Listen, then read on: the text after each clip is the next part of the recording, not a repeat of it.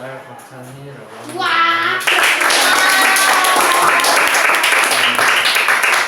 공교롭게도 같은 책을 나누게 되어서 굉장히 부담되고 떨리긴 하지만 최선을 다해서 열심히 해보겠습니다. 저는 이제 제가 발표보다는 나눈다는 게 더 맞는 편일 것 같아요.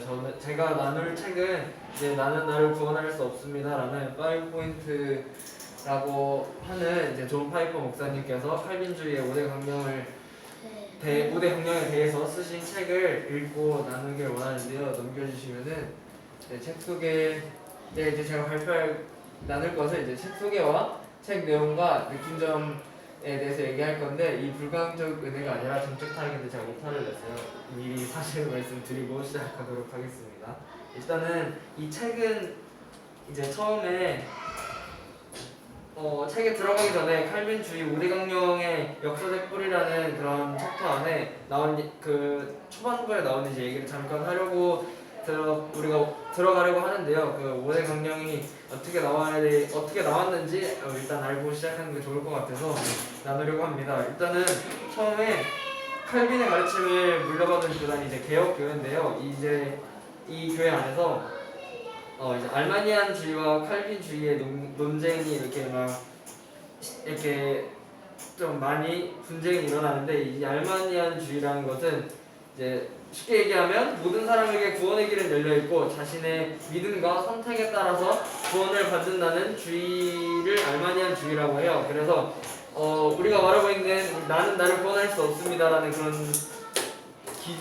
그런 의견, 그런 이제 우리가 던지는 그 메시지와 완전 정반대되는 그런 메시지인데, 이제 이것을 제네바에서 이제 시작된 그 칼빈의 후계자인 데오도르 베자 밑에서 공부하다가 그 칼빈의 이제 가르침을 거부하고 학론이라는 이름으로 이제 국회에 이것을 제출하여 이 다섯 가지의 이렇게 이것을 국회에 제출했는데요. 이제 칼빈주의를 따르고 있는 우리 개혁교회 그리스도인들이 이것을 대응하기 위해서 만든 것이 5대 강령입니다.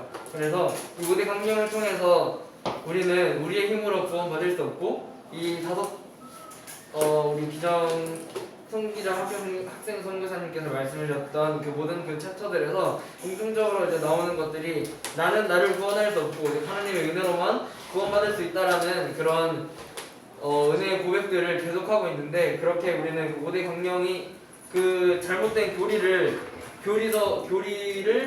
대응하기 위해서 우리가 올바른 진리를 수호하고 가르치기 위해서 이 5대 강령이 나왔다는 것을 일단 알고 시작하도록 하겠습니다. 그래서 이제 책의 주제는 원래 세부적으로 나누면 이거보다 좀 더 많은데요. 저는 이렇게 좀 추리고 싶어서 제가 이렇게 추려봤어요. 첫 번째는 전적 타락, 두 번째는 불가항명적 은혜, 세 번째는 제한 속죄, 다섯 번째는 무조건적 선택, 네 번째는 무조건적 선택, 다섯 번째는 성도의 견인, 그리고 이제 여섯 번째는 삶으로 증언하는 칼빈주의 5대 강령이라고 하여서 이 존 파이프 목사님에서 삶에서 살아냈던 그 5대 강령의 모습과 우리 믿음의 선배님들께서 살아내고 믿음의 고백을 하셨던 그 고백들이 나와 있는 챕터입니다. 이제 저는 여기서 첫 번째 전적 타락에 대해서 이제 말씀을 드리려고 하는데요. 이제 여기서 이 챕터 안에 이제 보면은 이제 성경 구절이 믿음을 따라하지 않는 것은 다 죄니라라는 이제 말씀을 하고 이제 시작이 돼요. 그래서 모든 인간은 전적 반항의 상태에 있으므로 그들이 행하는 모든 일들은 반항의 산물이다라는 이 구절이 저에게 가장 크게 와닿는데요. 이제 여기서 추가적으로 어떤 말이 나오냐면, 우리가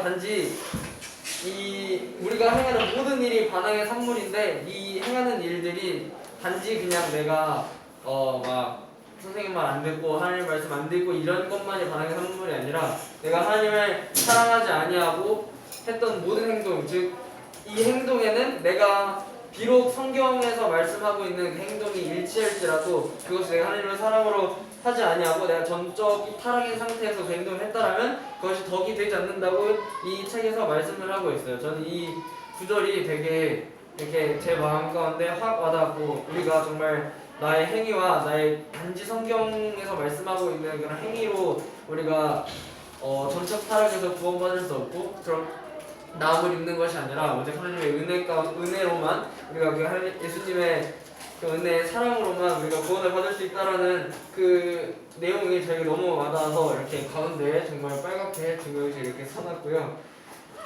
이제 아까 기정 형사님께서 이게 좀 얘기를 하셔가지고 제가 뭘 얘기해야 될지 모르겠지만 이제 저는 여기서 이제 정적 타락에 대해서 조금 더 세부적으로 얘기를 해보도록 하겠습니다. 첫 번째로는 아까 네 가지 말씀하셨던 거 있죠? 그 중에 첫 번째 하나님을 향한 우리의 반항이 전적이다라고 말씀하신 그 말에는 하나님의 은혜를 따라서는 누구도 하나님의 거룩하심을 기뻐할 수 없다. 그리고 또한 그 하나님의 주권에 복종할 수 없다고 말씀하고 있습니다. 그래서 우리 로마서 8장 저희 외우고 있잖아요. 로마서 8장에 보면은 우리가 육신에 따른 자는 하나님 안에 거할 수 없고 그 명령에 우리가 정확히 제 기억이 안 나서 따를 수 없을 뿐만 아니라 할 수도 없다라고 이제 로마서 8장 저희가 외우는 그 구절 안에도 말하고 있듯이 우리는 그 하나님의 말씀을 따르고 하나님의 거룩하심을 기뻐하고 주권에 복종하는 데 있어서 우리는 우리의 어떠한 행동으로나 우리는 전적 타락한 존재이기 때문에 우리의 어떠한 행동으로나 그것으로 이루어지는 것이 아니라 오직 하나님의 은혜로만 구원받을 수 있고 우리 행동으로는 이것이 절대 never 이루어질 수 없다라는 것을 말씀하고 계십니다. 그리고 두 번째는 이제 정적 반항의 상태에서 인간이 하는 일은 죄다라고 이제 말씀하고 있는데 이것은 아까 제가 정말 은혜 받았다라고 했던 말씀과 이제 오버랩되는 그런 단락인데요.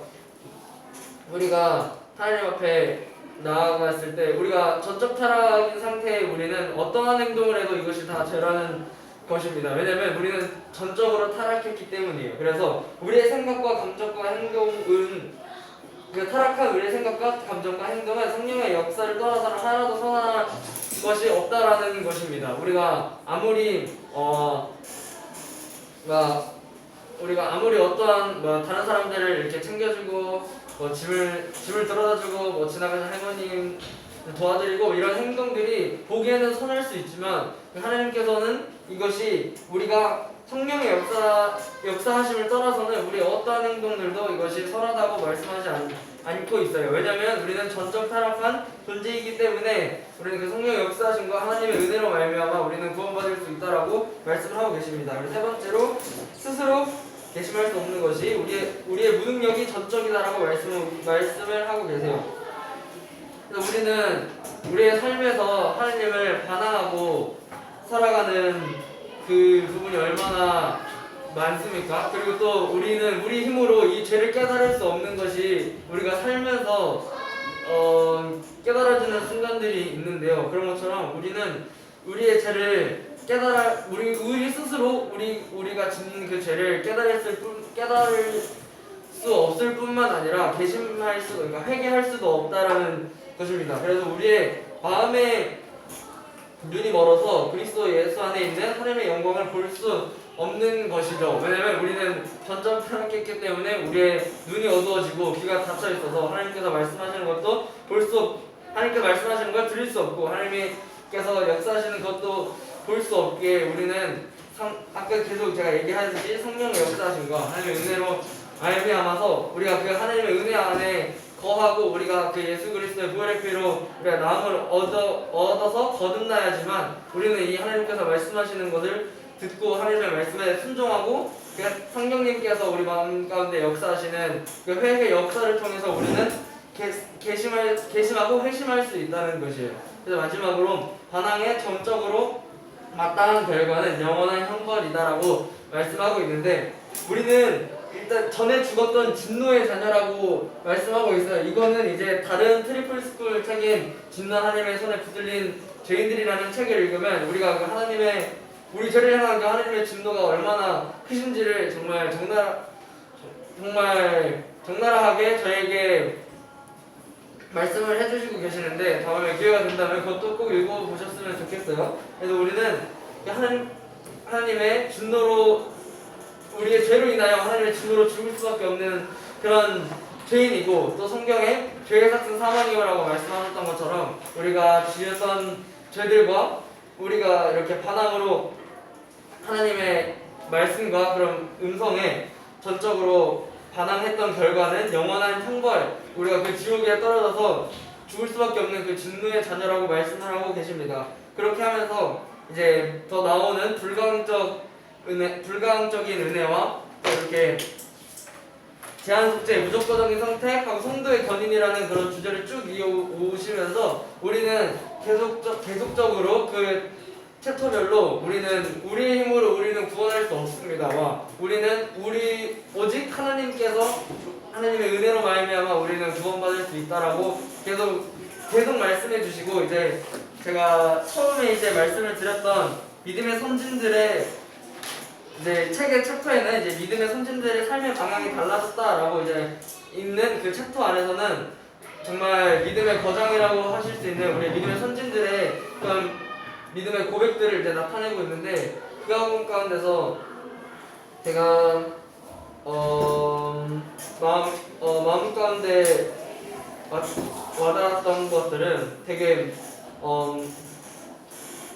조지 휘필드라는 분께서 이제 말씀하셨던 것은 칼빈주의를 받아들인다. 근데 제가 칼빈주의를 받아들인 이유는 예수 그리스도께서 그것을 나에게 가르쳤기 때문이다. 그게 라고 말씀을 하고 계시는데, 단지 이것이 그냥 칼빈주의이기에 내가 이것을 따르는 것이 아니라 그 칼빈주의로 말미암아 예수 그리스도께서 나에게 이것을 가르치고 이것을 통해서 나는 나를 구원할 수 없고 오직 하나님께서 나를 구원하시고 오직 주의 은혜로만 구원받을 수 있다라는 그 구원의 기쁜 사실을 알려주신 칼빈주의를 통하여서 우리를 그렇게 그 진리를 수호하게 하시고 그 진리를 전파하게 하시는 그 진리를 인하여서 나는 그 칼빈주의를 받아들인다라고 하는 고백이 되게 인상 깊었고요. 이제 여기에 이분 말고 또 찰스 스펄전 목사님, 조나단 에드워즈, 성 어거스틴 이런 여러 우리 믿음의 거장 분들께서 24살에 고백하신 그 고백도 있었고, 또 한 분은 16살 때 우리와 같은 그 청소년 때에 우리는 하나님의 은혜에 대한 우리의 힘으로 우리의 힘으로는 구원받을 수 없고 오직 하나님의 은혜로만 구원받을 수 있다라는 그런 믿음의 고백들을 한 글들을 보고 정말 우리 공동체 가운데서도 또한 제 입술 가운데서도 우리의 입술 가운데서도 나는 나를 구원할 수 없지만 오직 하나님의 은혜로 나를 구원할 수 있습니다라는 그런 믿음의 고백이 흘러나와서 우리 정말 그 구원의 감격이 우리 공동체 가운데서 더욱더 날로 깊어지고 우리 가운데 예수님의 사랑과 성령님의 역사하심이 더욱더 깊어지는 그러한 여러분들이 되셨으면 좋겠고 제가 되길 소망합니다. 네, 그래서 이제 느낀점으로 넘어가면요, 이 책을 읽으면서 칼빈주의 5대 강령이 말하고 있는 것과 이것이 나의 삶에서 어떻게 나타나며 또한 이것을 가지고 어떻게 살아야 하는지 깊게 알게 되고 또 새롭게 알게 되는 그 유익하고 감사한 시간이었는데요. 이제 이것을 통해서 저는 이제 잠적 타락에 대해서 가장 제가 빨간색으로 동그라미 했던 그 부분에서 저는 물론 이제 우리가 하나님의 은혜 가운데서 살아야 하지만 성경에서 이제 써져 있는 그것을 우리가 지키면은 그게 이제 우리가 하나님께서 말씀하시는 그런 의로운 삶을 사는 줄 그거 성경대로 살면 그렇게 되는 줄 알았는데, 그것이 우리가 단지 그러니까 저스트 성경대로만 사는 것이 아니라 우리 하나님 안에서 우리가 예수님의 사랑으로 말미암아 그 성경대로의 삶을 살아내므로 우리가 그것을 나음을 입고 나는 나의 힘으로 구원받을 수 없다라는 것을 되게 이 책을 통해서 되게 많이 느꼈던 것 같아요. 단지 내가 율법의 그런 법들을 하지 말라라는 그것을 단지 지킴으로 내가 구원받는 것이 아니라